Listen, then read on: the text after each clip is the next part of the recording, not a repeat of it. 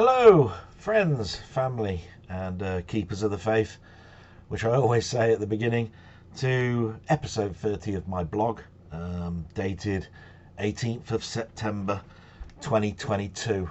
Been an interesting week, more downs than ups, and this one possibly might be shorter because of that. Now, I've always said that when I started this blog that it was a warts and all. That means that what that basically means is that I want people to see the happy side, I want people to see the downside, I want people to understand why I'm down, why I'm happy. From that point of view, you tend to find that you're uncensored. Now, the trouble with uncensored is basically if something happens in your life and somebody else therefore watches something back that affects them, they don't have a say back, and that I think is unfair. But if you're doing something that needs to be expressed because it's on your mind, then you need to express it. So you can see a conflict. Conflicts are something that I always try to avoid. And so from that point of view, the nice thing about, I think, YouTube is it does allow you to vent or record, and you have the specific creative point of view to publish or not. Now, I've recorded a second to this blog, so this is actually blog 2 and blog 1 is private, and it's something that can be seen later on, and I can make a decision to even show it. I think that's the best way to handle certain situation, and so I'm sort of like going to try and keep this one as normal as possible, and as you know, we start off things with the news. And to be quite honest, I think we all know what the news is this week, and that was all the preparation and all of the information that's been presented to us for the change in the monarchy. Now, tomorrow is going to be a very sad day for a number of people, including myself, because there will be the final burial of the Queen, and I believe she is going to be buried alongside her long-standing husband. Whenever there's a death in a family, and I know lots of people on here have had this, and depending on your age, it can affect you in different ways, and of course the relationship you have with them affects you as well.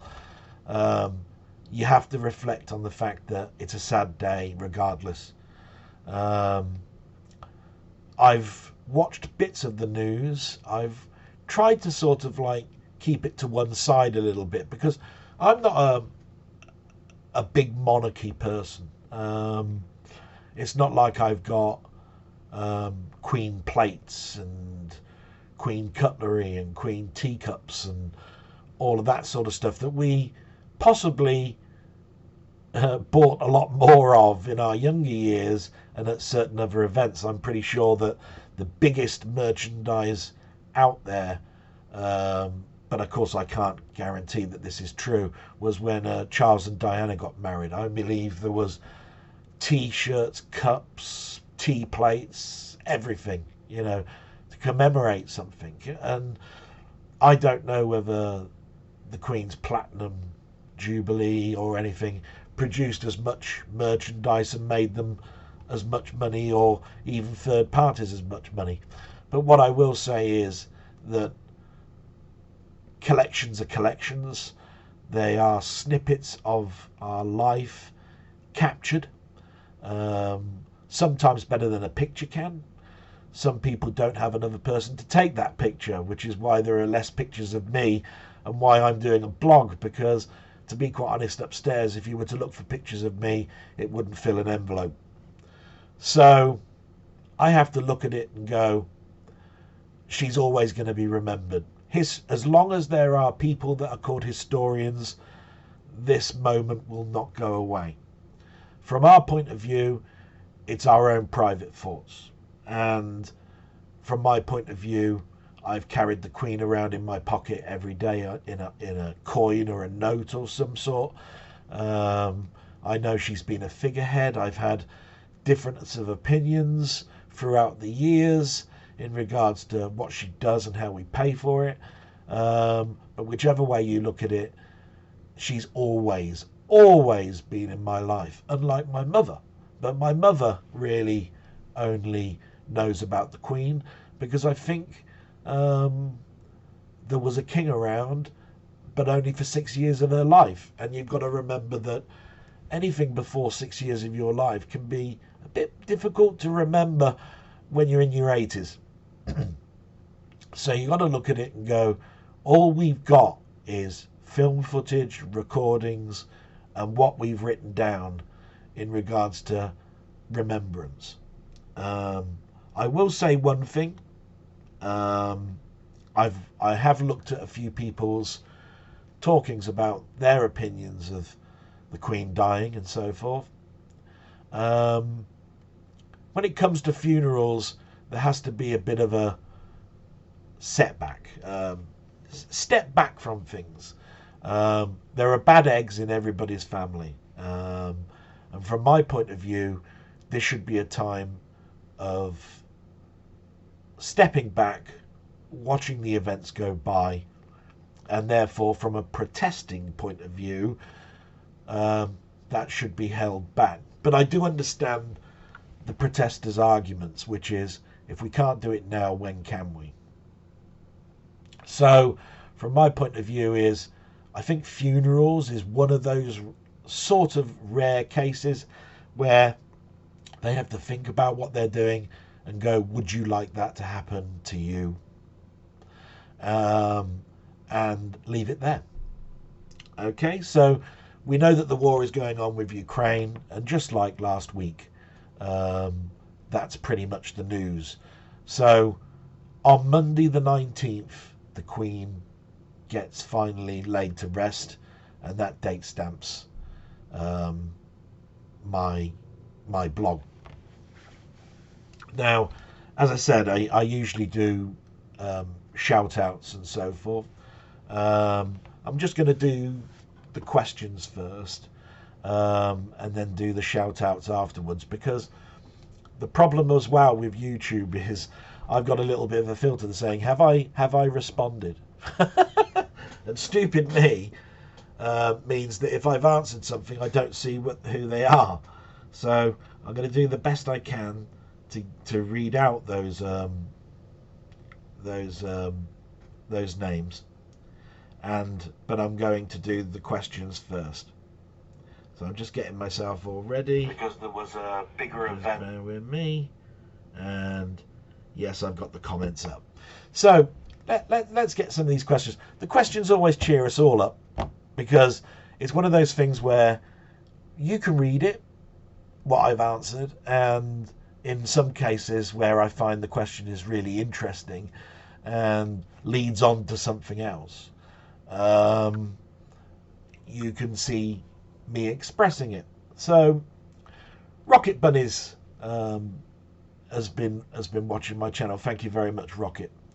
And he's come up with an interesting question, which I've semi-answered, but leads into something a little bit different. So he said, can I name my top 3 guilty pleasure films you really enjoy watching? I've done that. By that I mean films that are wildly panned by critics and fans, but actually you enjoy watching. A slant of something I've touched upon, but not really given a full answer. In other words, they are pretty bad, but that's the point. So he gave me his top 3, and I urge you to look at those. All I will say about those is, yeah, they're not particularly the greatest of films, but there's one there that I would turn around and say, hey, they gave it a try. And if that doesn't urge you to go and look at some of the comments, well, all I can say is you're missing the point a little bit. But the difficulty with me in films is that I'll give anything the benefit of the doubt, and I'll try and see the good in everything. And if I don't particularly like a film, then I won't go back to it. And I can't really think too much about a film that a critic has panned, because I learn about that usually after I've watched the film, but I've already watched the film, given my own opinion of it, and so therefore I lose the fact that it was universally panned. Now, there are films that in recent history which involves a franchise. Now, Ghostbusters is a big one, and they I believe there was an uproar when it was being written, there was an uproar while it was being filmed, and there was an uproar when it was actually broadcast to us as film, and then there was an uproar when it came out on media that we can digest by buying or watching on streaming media. That means it's followed through from the very, very beginning. What I have to then therefore say is, have I seen that film, and is it a guilty pleasure? I've seen the film. Is it a guilty pleasure? No. Haven't gone back to it since I watched it once. I had an opinion of it when I was watching it. For the people that I speak to on a regular basis, which by the way is very few, I express that opinion. And that's about as far as it goes. So, but there are guilty pleasure films. Guilty pleasure films. That I go back and watch, but I don't know really whether they were universally panned. And what I mean by a guilty pleasure film is something I'll go back to once a year or once every 2 years, and they're in my mind, or I fancy it at the time to watch. One of those films is Some Like It Hot. Now, that's not a panned film. I know that for a fact. Some Like It Hot, Marilyn Monroe, Tony Curtis, Jack Lemmon. I've bought it many, many times. Absolutely fantastic. I will watch that religiously once a year. And it's sort of similar with short films, you know, the Laurel and Hardys, the Harold Lloyds, the Abbott and Costellos, because there are times in my life where I want to go back to my childhood and I want to just be entertained. And the good news about something that is short, like a Laurel and Hardy film, is they came from some of them came from the silent era, went into the talkies, and a lot of those talkies were still in the form factor of being about half an hour long, or they were for the first 2 years. And so there is no fat. If you think about it, how much fat can you have in a 30-minute short? Which means that all you get is the laugh. You still get a story, but it's a short story, and it's the slapstick humour that keeps us watching. So again, guilty pleasures, short films. Some of them will be universally panned. Don't know of those. Too far back, 20s, 30s. But guilty pleasure, very much so. Scrooged at Christmas. Now, we all have our go-to film. Some people it's Elf, some people it's Santa Claus the movie. Mine is Scrooged. Love Bill Murray. I like the idea that he's putting together a one-off TV show for Christmas that's going to get him viewers, and he's visited by it's 4 ghosts, but he's visited by the ghosts of Christmas. And from that point of view, the laughs are aplenty, because he has this sarcastic point of view. Every person who comes up to him, he's got some sarky answer.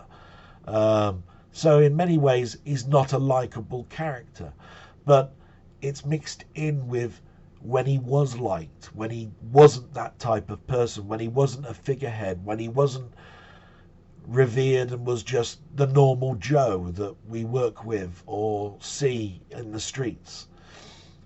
Something made him that way, and that's the point. So Scrooged is my go-to Christmas.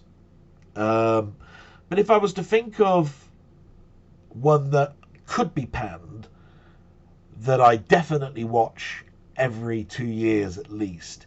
It's The Quick and the Dead. Now, The Quick and the Dead is a Sam Raimi film, and I've been a big fan of Sam Raimi ever since Evil Dead, but The Quick and the Dead is a Western. And the thing about Westerns is that I came to them quite early on in life.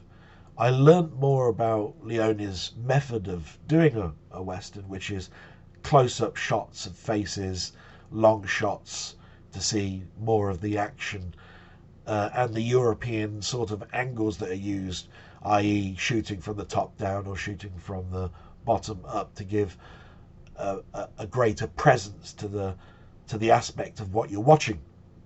So, The Quick and the Dead is a Gene Hackman film, but it's also got Leonardo DiCaprio in, and Sharon Stone, and I think Russell Crowe. Yes, Russell Crowe. And you see aspects of Leone, but you also see Raimi's unique take on how a Western should be done.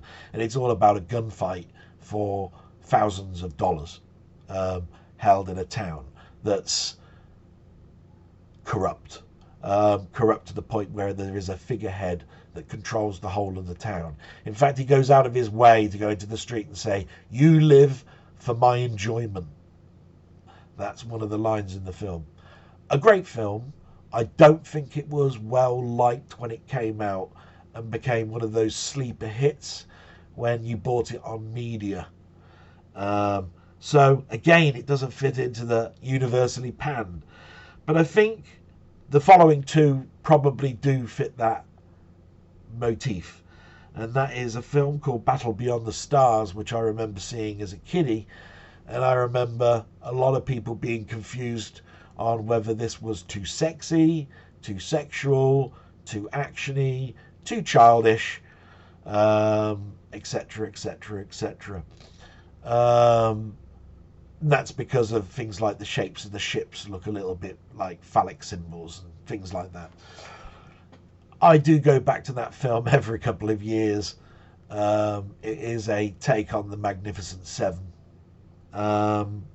And it's sci-fi, and that means I get enjoyment out of it. I think it was panned. I don't think it got great reviews. I remember short articles of it in Starburst. Yeah.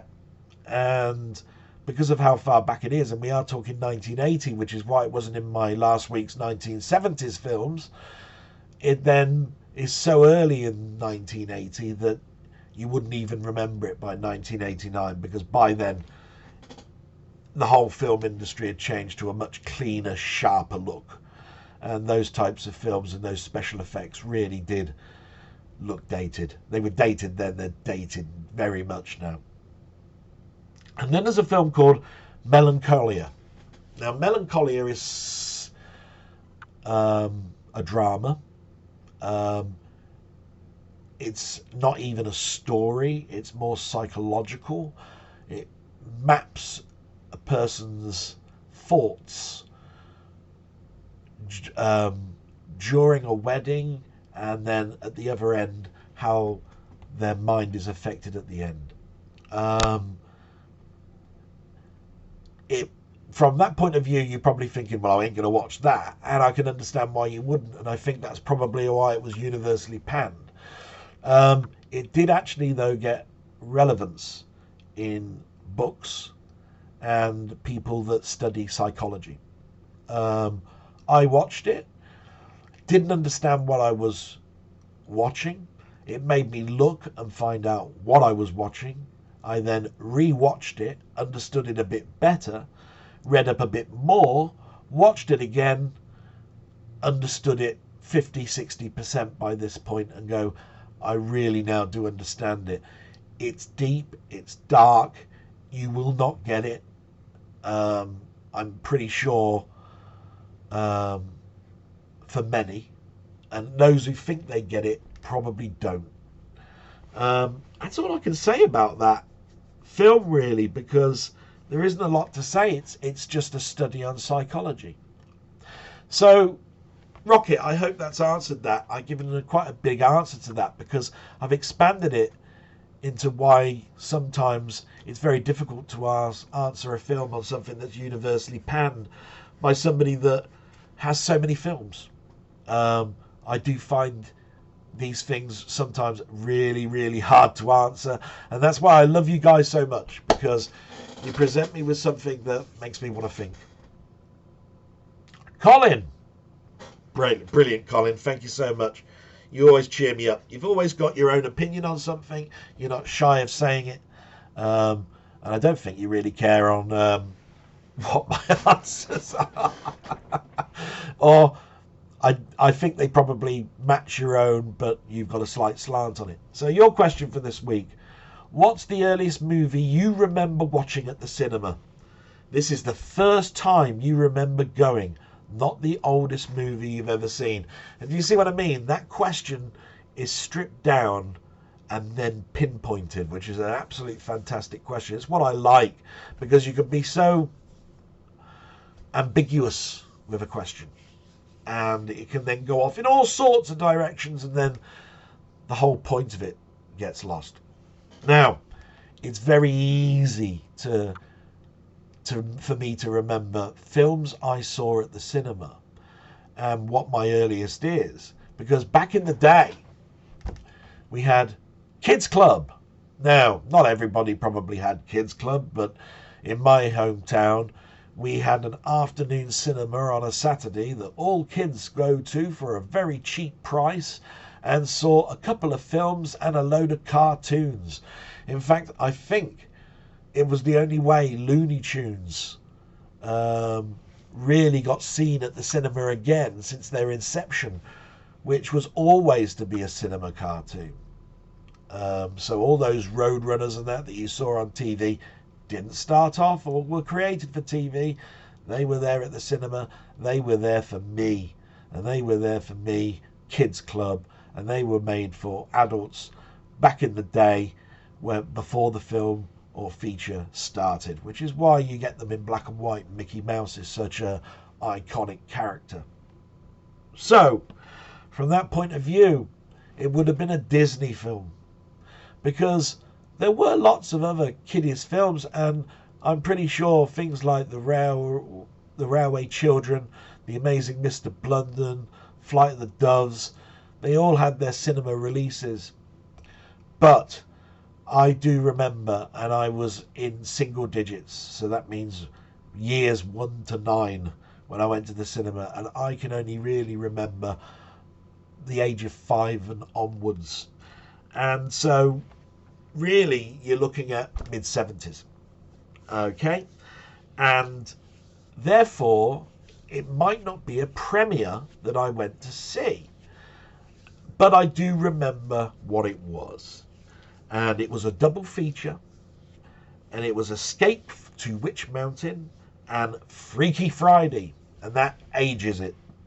You can go and look what those ages were, because I was so excited about going. I so enjoyed my time with lots of kids chucking popcorn, and I was sure it infuriated the cinema manager.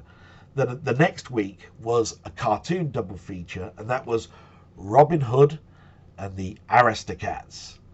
And from then on, I went to Kids Club, and I saw other films later on. I stopped going to Kids Club probably a little bit too late, and that's where I saw the film Meteor, which I mentioned last week.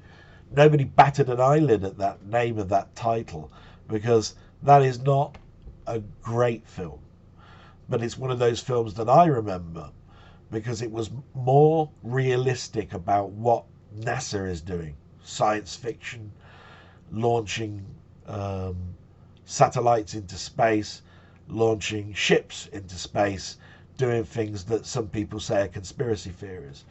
Meteor is about a huge asteroid called Orpheus. What a name, Orpheus. I mean, it even spells like disaster. And Orpheus is in the asteroid belt. And a comet goes into the asteroid belt, smashes Orpheus, and a huge rock is now hurtling towards Earth. So it's a very, conventional type of story, but it's one based on something that could happen. It was the sound of Orpheus. They used these muted, trombones or trumpets or whatever to with heavy filters to give this horrible pistony type sound when you heard it. Brilliant. And then it was also mixed in with the Russian-American Warsaw Pact NATO argument, and that the only way to destroy this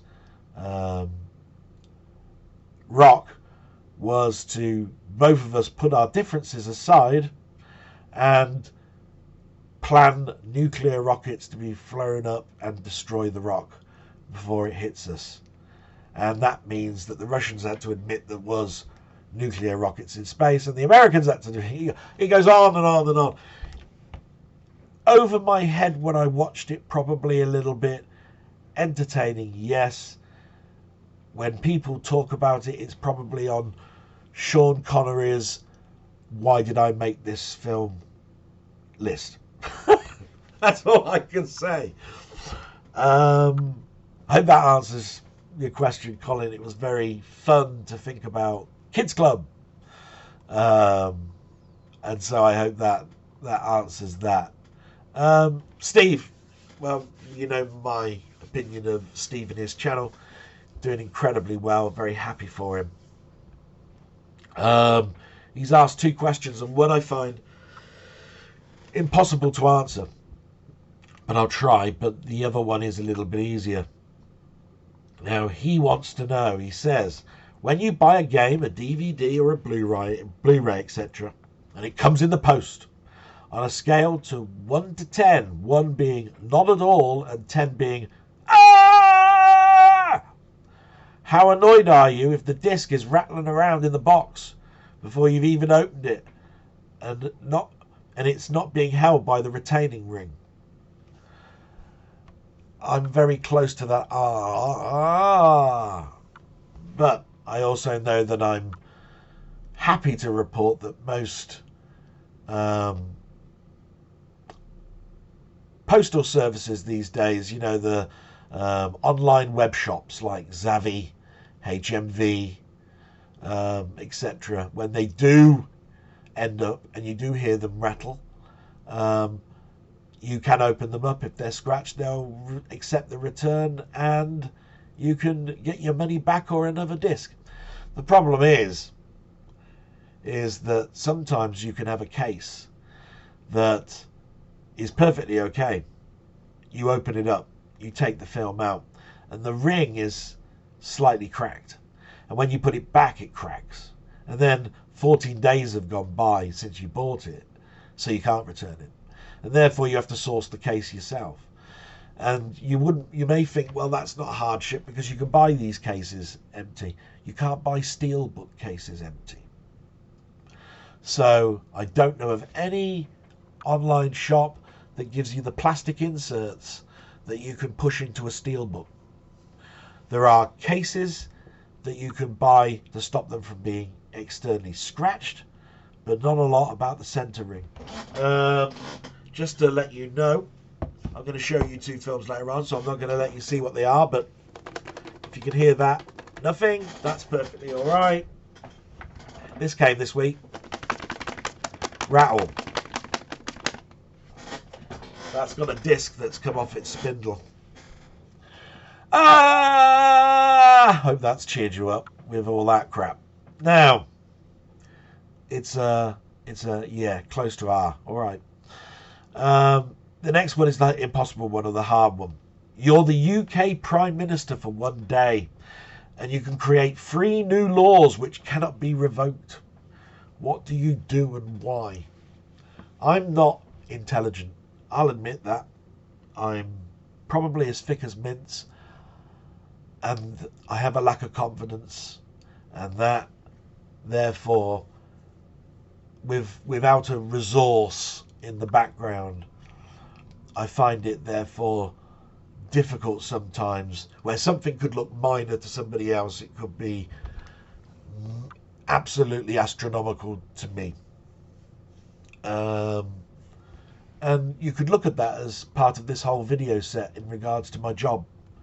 Why are you so upset about this? Just get on with it. Could be your answer. You don't live my life. I'm doing this, warts and all, to show my family what I was going through. Not you guys. Your strength helps me. And your opinions are welcomed, but you don't live my life. So what you have to understand by that is you can't turn around and say something is small to someone, because that puts them on a downer. But the reason I have trouble with this particular question is I just don't know enough about law, and everything that I could come up with could be ridiculed by, how do you not know this? Don't you know that this is in place?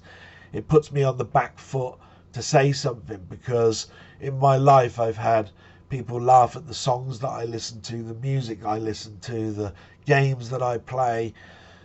You know, that's childish. What are you doing that for? Put your toys away. You're a man now. All sorts of stuff, right? So, first of all, when I looked at it, I thought, well, let's tighten up immigration laws. Let's set up a department that embosses technical heads and fund it for technical advancements. And I was thinking to myself, these aren't laws. They've been tried before, tighten up immigration. What do you mean by that? And I'm going, well, be a little bit more like the Americas, where you can only come in if you can prove that you're a family member, or you've got a way of being able to fund us some way, because we're a small island. When I was looking at the figures for what we were watching on telly, and I read a report that said nearly 99.9% of us had a telly and was watching the telly at Christmas, and you saw viewing figures of 27 million, 28 million, then why is it that we're in the 60 to 70 million now? I sometimes think, how the hell are we not sinking into the sea with that weight? And then you understand that we don't float. You know what I mean? It's that sort of thing. So Australia have a point system, and they also have you can't come into this country unless you've got enough money and you prove that you've got that money. Because we give so much away, the NHS, Social Security, all sorts of stuff. But I'm going to one side a little bit here, because that's showing what I know. But if I was to say we should go deeper, the question then is, well, how deep? And then I can't answer it, because I'm not intelligent enough to answer my own statement. So the big thing that's on our minds at the moment is, if there was a law that I would want to see, it would be that this energy cap is not going to work. And the reason that the energy cap is not going to work is because it affects everybody and doesn't target the few.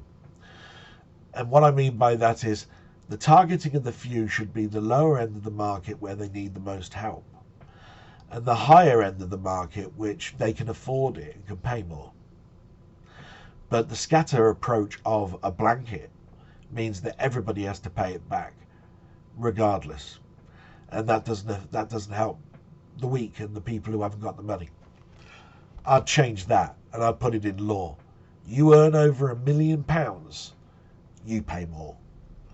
But maybe they do. This is the thing. I don't know enough to answer that question. I believe that, yeah. So I had another little thought about that, and I thought maybe there could be a slush fund for these people that earn over £1 million, where they have to contribute more, say 15% of their yearly earnings, to the not well off, like a charity fund, slush fund. And then I thought to myself again, is this law? This is just something I want to see. So free, and I could even turn around and say, right, if you're caught drink driving, there's none of this 3-month ban, 6-month ban, 12-month ban. You're banned for life. We're now 20 or 25 years down the road of the adverts and knowing that drink driving is not great, and the people that say they did it because they had to get to the hospital quickly and all of that. Use your phone, get some taxi. But maybe that's now in law. I don't know. I really can't answer, and I do apologise because I really do like to give an answer. But I've said at the very beginning, I'm not very political. I'm not that great at law. I'm not that great at what's in place at the moment for me to give a great answer to, and it makes me look thick. I think maybe I should look more. So I apologise, but I do stand by the fact that I don't think I'm the right person to ask that question to. I'm a retro person. I'm a person that likes everything in the past, and I love opinions, but no, I don't think I can answer that one. And that then comes to the end. No, Milfy, he's got one. My first question is, if you could box another YouTuber, who would you pick? And secondly, how much money would you want to knock them spark out? Okay, that's a fun and amusing one. I think it was Mainmeister that told me that he'd stayed up all night to watch some YouTube boxing match. Yeah, I'm sure it was him. And it went the way that he thought it would, and he got enjoyment out of it, but he had an opinion about it, but I can't quite remember. My opinion of it was, it's dangerous. I don't care what anybody says. I love boxing, and I've watched it with my father, and it's something where he introduced me to Muhammad Ali and all of the great fighters of that time. And through those years, some of them have had great lives, and some of them have been punched to death so much that they've got diseases. The one thing you learn about boxing is it takes one punch to kill you. One punch. And you don't know where that mark on you is that will kill you. And you could train for a year, and you could do all sorts of training, aggression training, mental training, all of that sort of stuff.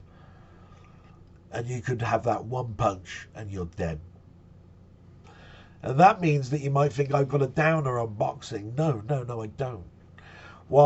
The reason I'm going so deep into that type of thing is, even if you trained me up and I got a huge injection of confidence, you trained me up to a level where I could protect myself and inflict harm. Would I want to do it? No. Have I been bullied? Yes. Does that come into it then? Yeah, quite a lot. Some bullies turn it around and fight back. Some go into their shells. I went into my shell.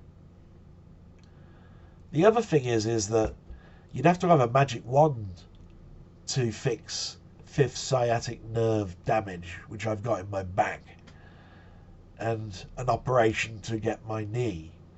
Plus there's all the blood pressure issues. So, in reality, it'll never happen. But yours is a theoretical question. But I really can't think of anybody. This includes people who I dislike, that I'd want to sit in front of and punch the shit out of them. Because there's good in them. And the only reason that I feel that aggression is because I don't understand them. Yeah, I'm not a boxer. And by the way, if you've ever watched my blogs, you'll know that I trained in a boxing club earlier on in my life. But I did it because I wanted the exercise. I wanted to learn all there was. And I look up to people like Meister and, you know, to some extent Panther, for them doing their martial arts. I think more Meister because of the age and the reasons on why he's doing it. I haven't spoken to Panther, so I don't know the reasons he's doing it.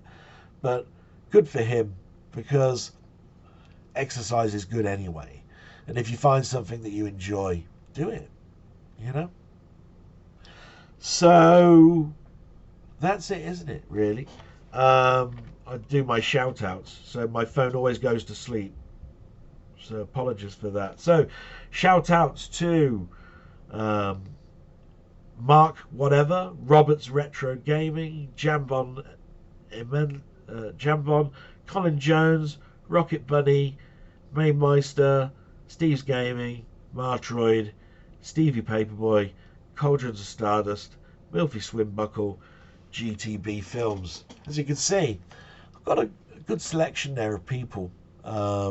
I know that not everybody can answer a comment.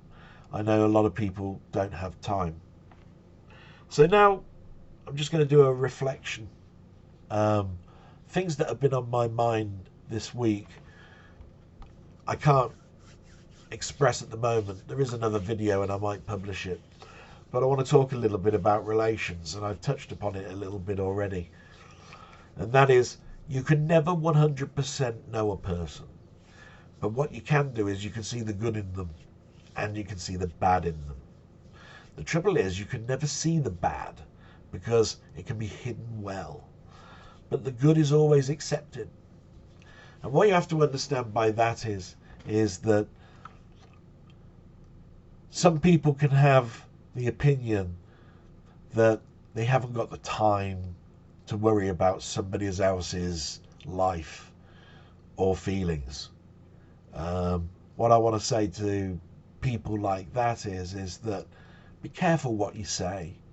Like, there have been things that I've said that really can hurt someone.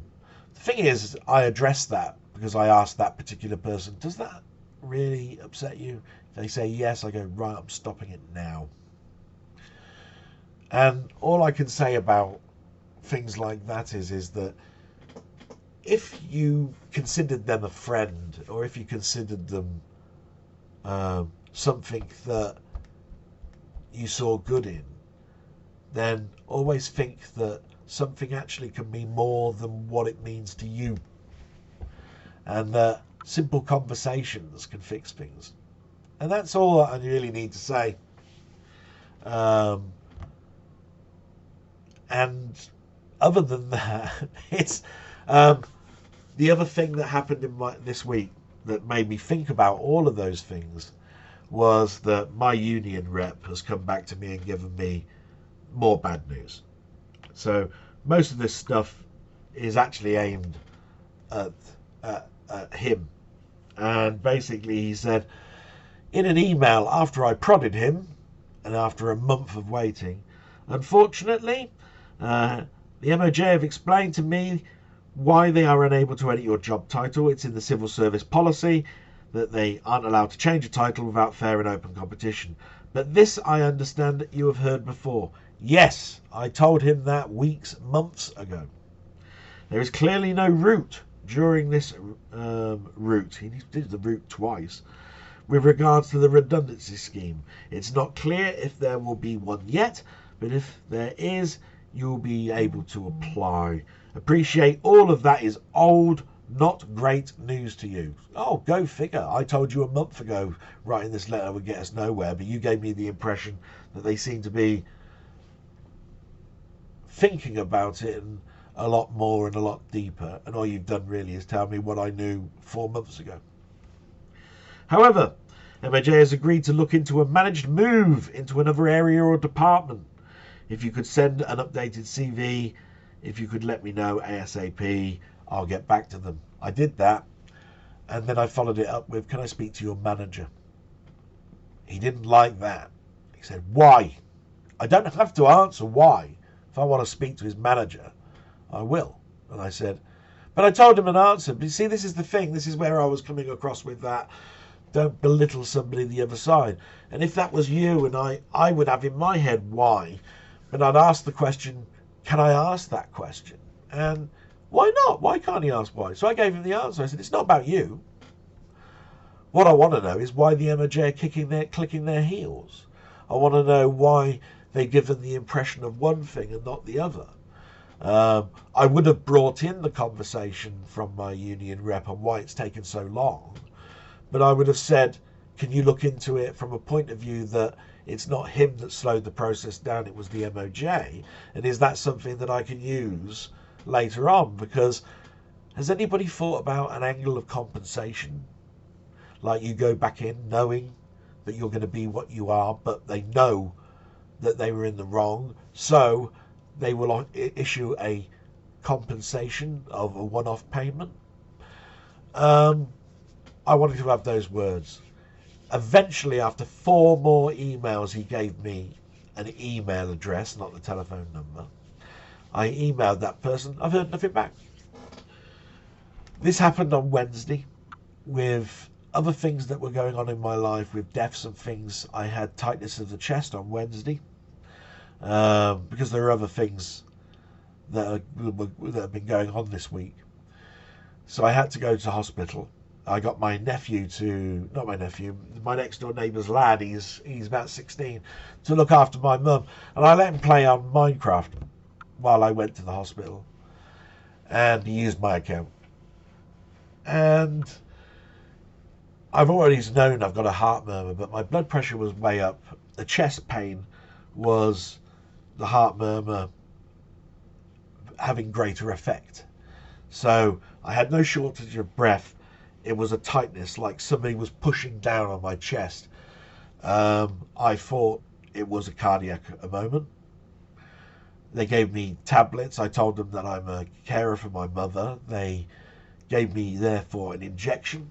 I was told to rest. And I've got to go back on Tuesday. So all I can say to that is that things are getting on top of me at the moment. And generally, all this Thomas has to do is phone me, or another person that possibly watches this channel has to do is phone me. And I tend to find that stress goes away. But that's the end. I hope some things of this were entertaining. I haven't got a joke to give you at the end. I just hope you'll follow me normal. And there wasn't much that came to give me much joy this week in regards to what came. One of them was Poltergeist in a nice big box, Steelbook, and The Lost Boys. 2 films that had an impact on me back in the day. And in case anybody says, do I watch my films? Yes, I've opened Star Trek The Motion Picture. You can see that. I have watched that. It is pristine in picture on 4K. To give an answer to one of the watchers that I gave an answer to, he wanted to know, is it as good as I make it out to be? Better. Let's end that on a happy note. And you can watch my advertising product placement. And part 2 of a blog can always come out, because I could do blog 30.1 and release that other video. I'm contemplating that. But until next week, and I do hope you are here next week. Bye-bye. And here's to better times. Bye.